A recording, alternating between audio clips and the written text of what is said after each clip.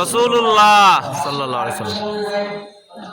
রমজানের দিনে অন্য নবীরা বলে রোজা ছিল, কিন্তু আমরা রমজান শরীফে আল্লাহ কুরআন শরীফ গায়ে হেরা যাওয়ার নবীর মধ্যে আল্লাহ নাযিল করছে, কিন্তু অন্য নবীরা বেলা আসমানি গ্রন্থ এই রোজার মধ্যে নাযিল করছে। সুবহানাল্লাহ। এই নিয়মটা কেন করছে? রাসূলুল্লাহ সাল্লাল্লাহু আলাইহি ওয়াসাল্লাম। কারণ প্রতিবার আল্লাহ দিনামিন কাটে অন্যান্য নবীরা রোজা ছিল, কিন্তু ওই রোজাতে আমরা যেভাবে তারাবি করি, যেভাবে তারাবি নিয়ম ছিল না, এই তারাবি নিয়মটা আল্লাহর কাছে আনছে না। নবী মুহাম্মদুর রাসূলুল্লাহ সাল্লাল্লাহু আলাইহি ওয়াসাল্লাম।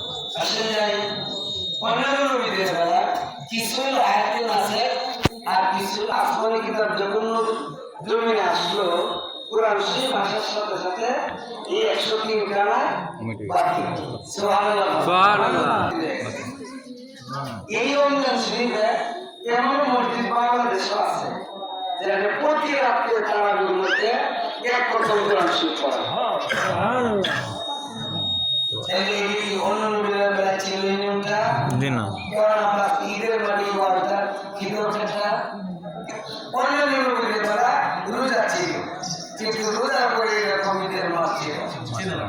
সুবহানাল্লাহ, আল্লাহু আকবার। অন্য নবীদের বেলা ঈদের মাস ছিল এরকম রোজা কারো 10টা, কারো 15টা, কারো 1 সপ্তাহ, কারো আজীবন রোজা ছিল, কিন্তু ঈদের মাসটা ছিল।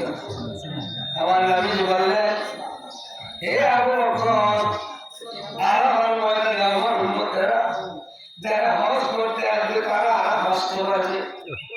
আরাফায় যদি 9 দিন 10 তারিখে কোনো মুসলমান নরনারী জোহর থেকে নেমাজি পর্যন্ত তারা থাকে বিনা তওবায় আল্লাহ গুনাহ মাফ করে দেন। সুবহানাল্লাহ। নবী হযরত আবু বকর রাদিয়াল্লাহু তাআলা, হযরত ওমর ফারুক রাদিয়াল্লাহু তাআলা, হযরত উসমান রাদিয়াল্লাহু তাআলা, হযরত আলী রাদিয়াল্লাহু আনহু নবী এই জায়গায় বসেন। এদিকে চারজন প্রধান খলিফা, এদিকে হযরত হাসান, এদিকে হযরত হুসাইন।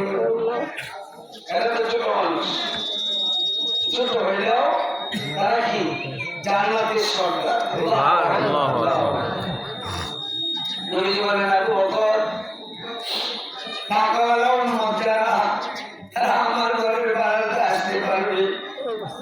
নবী বলছেন, মা বাইনা বাইতি আউলা রাউযাতুম মিন রিয়াদিল জান্নাহ, আমার ঘরের বারান্দাটা যদিও কিছু ফাঁকা, পৃথিবীতে আমার কোনো উম্মত যদি আমার ঘরের বারান্দায় একবার আসে, জান্নাতের বারান্দায় তাদের পাওয়া যাবে। সুবহানাল্লাহ। হযরত আবু বকর, ইয়া রাসূলুল্লাহ, আমি যেটা বলতে চান দয়া করে বলুন, আমরা আমাদের জীবনের বিনিময়ে হলেও আপনার কথাটা রক্ষা করব।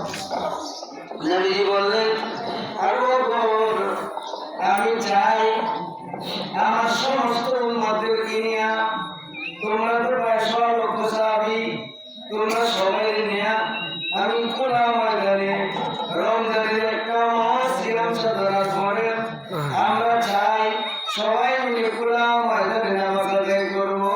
কারণ আরাফার মাঠে হাজি আসতে পারে 9 তারিখে, হাজি আসতে পারে, অন্য আসতে পারে না।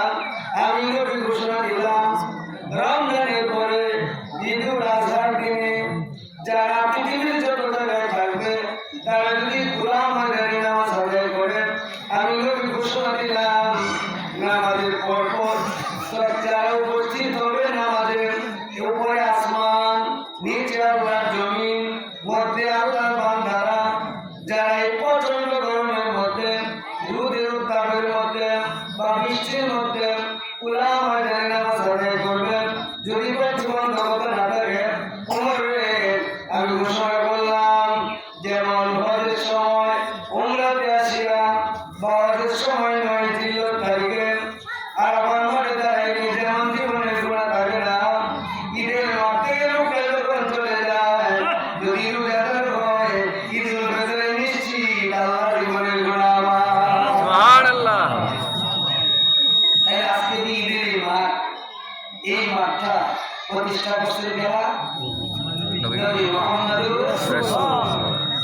আমরা কত সুন্দর প্রত্যেকের ক্ষমতা অনুযায়ী সাজ পোশাক পরিয়ে দেন। আপনি জানেন চারজন বসে পরামর্শ করে হযরতে উসমান গনি রাদিয়াল্লাহু আনহু বলতেছেন, ইয়া রাসূলুল্লাহ, আমরা যদি সবাই একসাথে নামাজে যাই আর যদি আমাদের উপরে অ্যাটাক করে তখন আমরা সেজদায় যাব, যেহেতু দেওয়ার আমাদের সেজদা আছে, তখন আমরা কি করবো? নবী বলেন, আমরা নামাজে দাঁড়ায় যাব, যদি কাফের বেঈমানেরা আমাদের নামাজের উপরে অ্যাটাক করে তবু আমরা নামাজ থেকে বিরত হব না। নামাজের পরে আমরা জীবন জানে যতক্ষণ প্রাণ থাকবে ততক্ষণ পর্যন্ত যুদ্ধ চালিয়ে যাব, যতক্ষণ কাফের আল্লাহর উপরে ঈমান আনবে। সুবহানাল্লাহ। সুতরাং